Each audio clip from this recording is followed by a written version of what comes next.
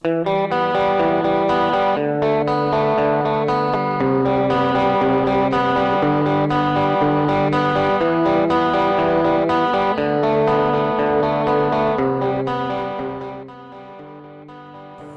ginen elkartzen abuztuan, eta,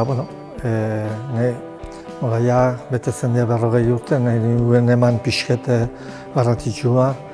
Gure asmoa da, jendea eta rekuperatzeko egile eta justizia eta reparazioa.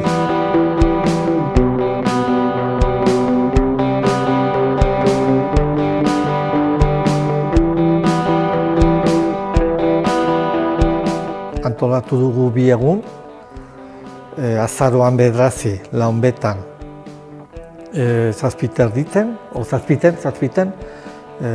Lakuntzaka kulturetxean, Mere inguru bet, eta hor hartuko bie parte Fermin Rodríguez, Germán Rodríguez anaie,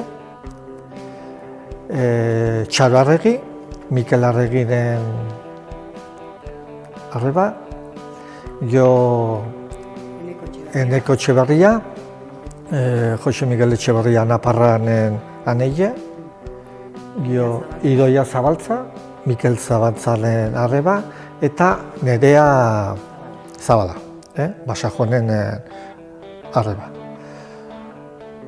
Pasatu die 40 urte, eta ikusten dugu lakuntzen jende asko gaino ezagile gertatu zen, eta nahi dugu behixe jende jakiteko, gutxienez jende gaztie, bai dela 40 nioen hemen, eta ameiken, astelena da egune, eta Etxarriko udala eta Lakuntzeko udala antolatu du bie erakusketak, eta 6:30 izango die mozutzia, eta handi 7:30 janko denok Etxarriko plaza, Mikel Arregiren izena, handeka monolitoak, eta nengo dugu Loreskentzat.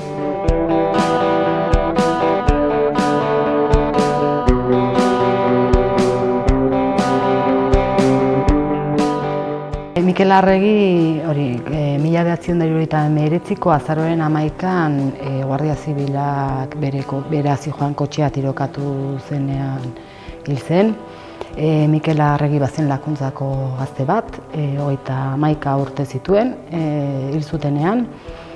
Eta zen gazte bat nahiko oso maitatua herrian, bera hil zutenean herri batasunako zinegotzia zen.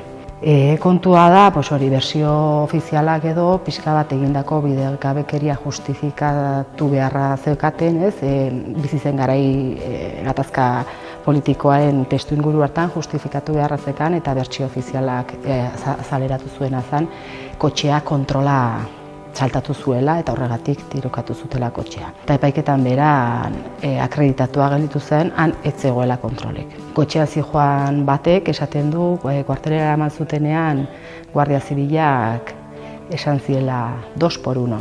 Herri ekimenak eta herritarren